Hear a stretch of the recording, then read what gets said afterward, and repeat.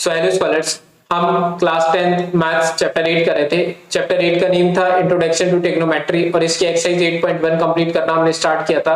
बच्चों previous video में 8.1 का क्वेश्चन 5 तक हम कंप्लीट कर चुके हैं। आज हम देखेंगे क्वेश्चन नंबर 6। क्वेश्चन नंबर 6 में देखिए क्या लिखा हुआ है। सबसे पहले लिखा है if angle A and angle B are acute angle.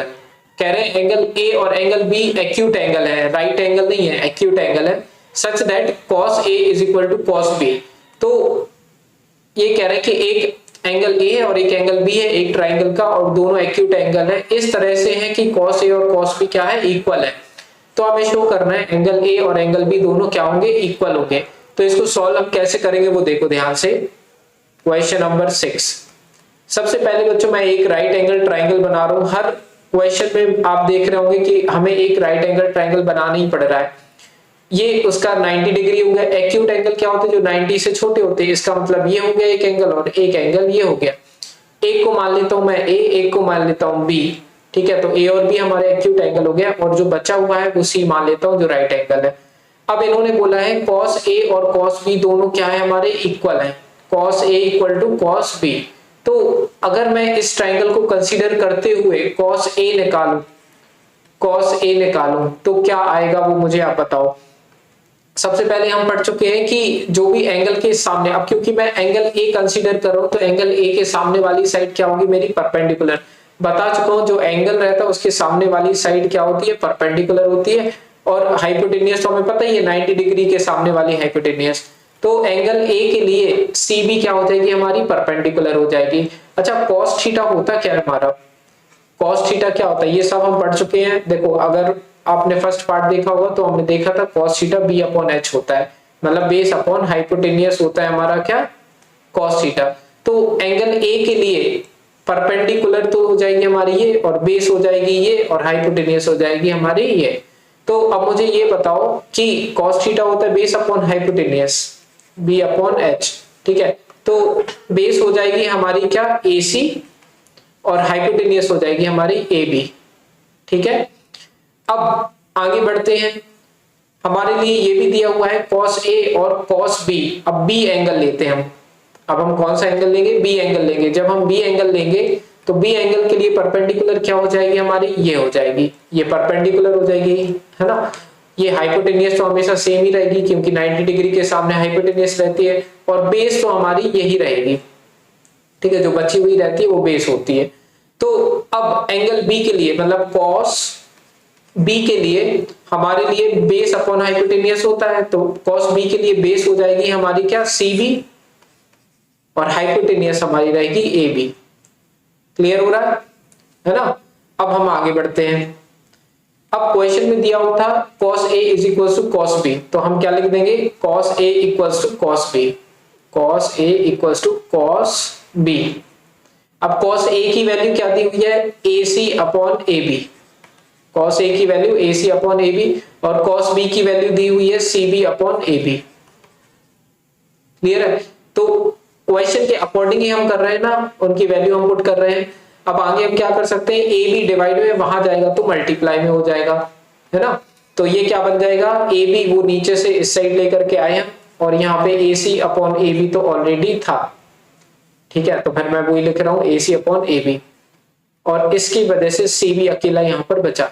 ये AB डिवाइड में था, मैं वहां लेकर के गया हूँ मल्टीप्लाई।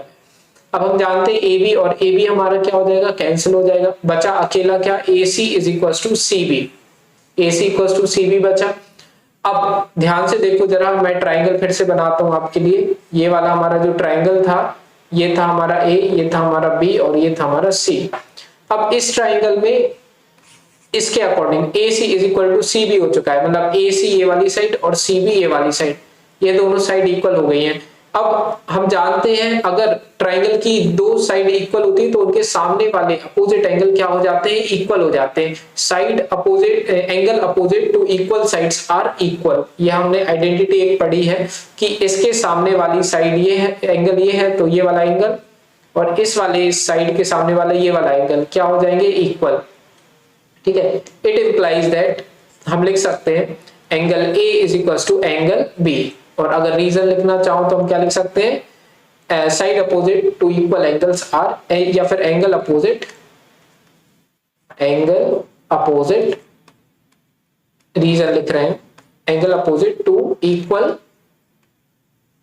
साइड्स आर इक्वल, है ना। जो एंगल होते हैं अपोजिट इक्वल साइड के वो इक्वल हो जाते हैं, और यही तो हमें प्रूव करना था, angle A equal to angle B prove करना था, तो वो हमने कर दिया, angle A equal to angle B. तो करना कुछ नहीं है, हमें क्या करना है, एक ट्राइंगल बनाना है, उसके बाद हमें क्या करना है, cos ए निकाल लेना उससे, और फिर cos बी निकाल लेना है, और उनको एक दूसरे के इक्वल रख देना है। तो हमारे पास क्या आ जाएगा, AC is equal to CB, ये आया। और हम जानते हैं कि ये दोनों साइड इक्वल है, तो इनके सामने वाले एंगल भी इक्वल होंगे, तो हमने ये बस रख दिया, तो हमारी आंसर इजीली आ गया। तो इस तरह से हुआ बच्चों क्वेश्चन नंबर 6 हमारा कंप्लीट। अब देखते हैं हम क्वेश्चन नंबर 7। क्लियर? तो चलिए हम स्टार्ट करते हैं क्वेश्चन नंबर 7। तो अगर आप क्वेश्चन नंबर 7 को देखो तो ये बोल रहे हैं हमसे कि अगर if cot theta is equal to 7/8, तो निकालो 1 plus sine theta into 1 minus sine theta upon 1 plus cos theta into 1 minus cos theta. तो सबसे पहले ये हमारा फर्स्ट पार्ट, हम सबसे पहले क्या लिखते हैं, जो गिवन है हमारे लिए सॉल्यूशन में हम क्या लिखेंगे, गिवन जो है cot थीटा की वैल्यू दी हुई है।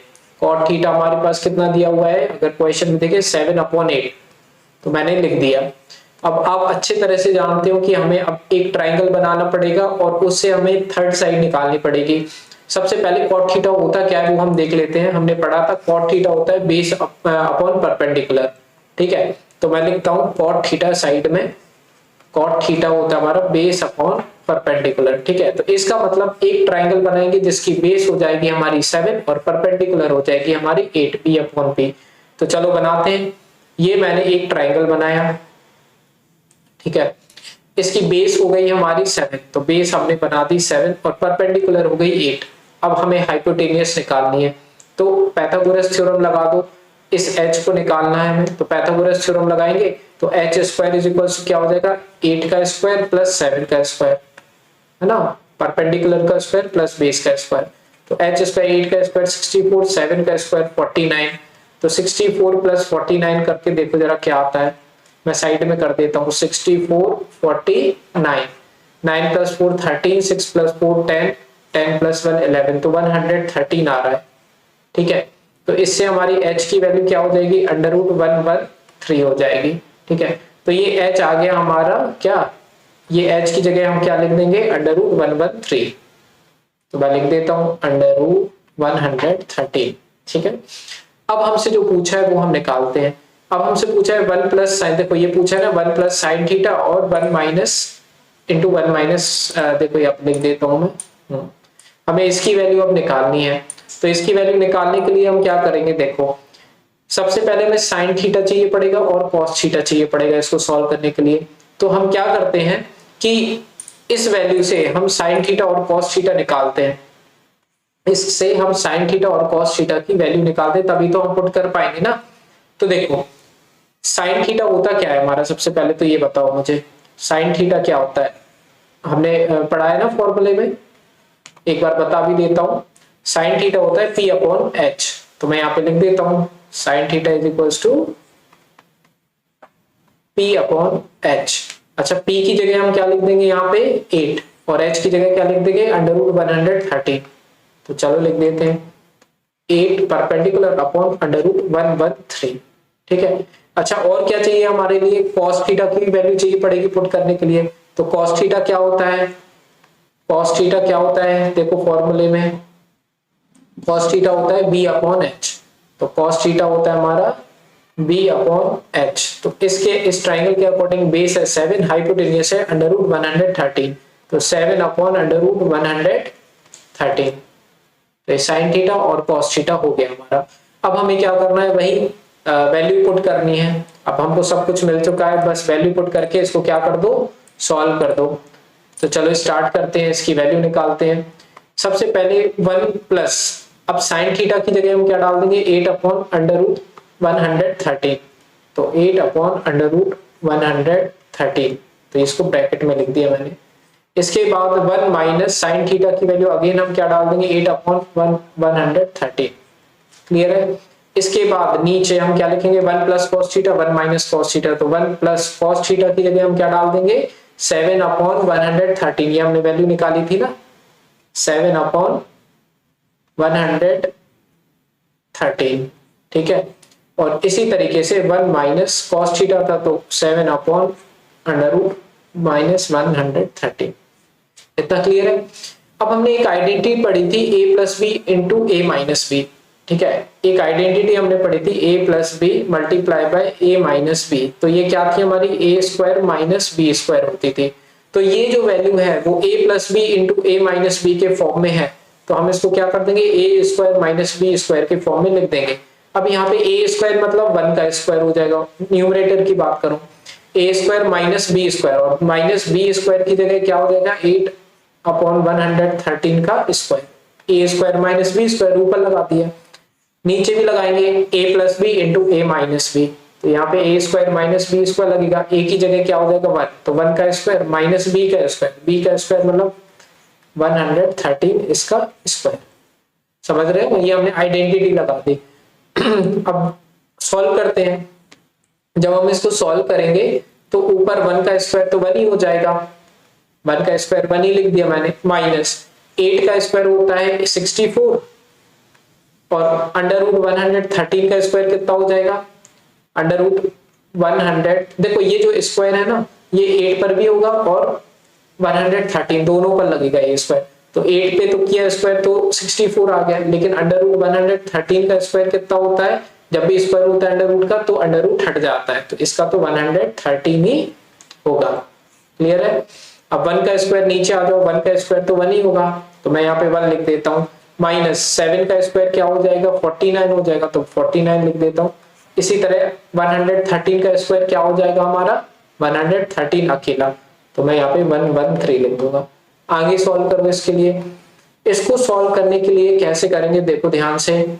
सबसे पहले ये 113 1 से मल्टीप्लाई हो जाएगा, ठीक है।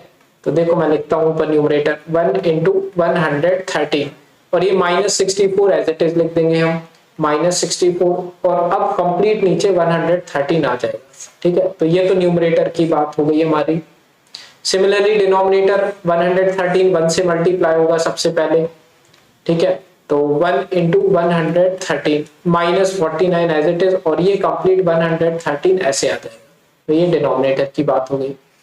अब 1 इंटू 113 तो 113 ही होता है और ये इसको सॉल्व करें 113 माइनस 64 करेंगे, तो 113 64 में से हमें माइनस करना है, तो 3 का 13 हो जाएगा, 1 का हो जाएगा 0, 13 में से 4 जाएगा तो आएगा हमारा क्या 9, ठीक है। और 10 में से 6 जाएगा तो 4, 49 आ रहा है हमारा न्यूमरेटर में। देखो इसके बाद हमारा 49 यहाँ पर आएगा और अपॉन 113, तो ये इसको सॉल्व करने के बाद आया। अब नीचे भी 113 में से 49 माइनस करना है, तो 113 में से 49 माइनस करेंगे तो 3 का हो जाएगा 13, ये 1 का हो जाएगा 0, 13 में से 9 जाएगा तो 4 आएगा और 10 में से 4 जाएगा तो 6, तो 64 अपॉन 113 ये आ गया। क्लियर है। अब और आगे सॉल्व करते हैं हम। अब थोड़ा ध्यान से देखो कैसे हम इसको सॉल्व करेंगे। अब 49 ऊपर वाला तो एज इट इज लिख देंगे, मल्टीप्लाई, अब ये जो नीचे वाला है ना ये रेसिप्रोकल होके ऊपर मल्टीप्लाई हो जाएगा, मतलब 64 अपॉन 113 है तो ये 113 अपॉन 64 ऐसे मल्टीप्लाई होगा, ठीक है। इससे होगा क्या कि 113 और 113 क्या हो जाएंगे कट जाएंगे, इनके कटने से हमारा आंसर क्या आ जाएगा, ये 49 ऊपर और 64 नीचे, तो 49 अपॉन क्या हो जाएगा 64, तो ये जो बचा हुआ है लास्ट में यही है हमारा आंसर। तो आंसर हमारा क्या आ गया 49 अपॉन 64, ये आ गया बच्चों हमारे फर्स्ट वाले पार्ट का आंसर, जो कि था हमारा क्या 1 plus sine theta 1 minus sine theta 1 plus cos theta 1 minus cos theta. तो ऐसे करना है, पहले हमें वैल्यूज निकालनी रहती है, उसके बाद इसको हमें सॉल्व करना होता है। क्लियर हो गया। अब हम इसका सेकंड पार्ट करते हैं। अब देखो सेकंड पार्ट हमारा क्या है cot square theta. Cot square theta निकालना है, यूज हमें क्या करना है यही वाला ट्राइंगल यूज करना है, ठीक है, क्योंकि उसी का पार्ट है ये। तो कॉट स्क्वायर थीटा निकालने के लिए पहले हमें कॉट थीटा पता होना चाहिए होता क्या है। कॉट थीटा क्या होता है हमारा, कॉट थीटा क्या होता है बेस अपॉन परपेंडिकुलर। देखो मैंने बताया भी था आपके लिए कॉट थीटा होता है बेस अपॉन परपेंडिकुलर, तो मैं क्या कर दूंगा cot theta base upon perpendicular.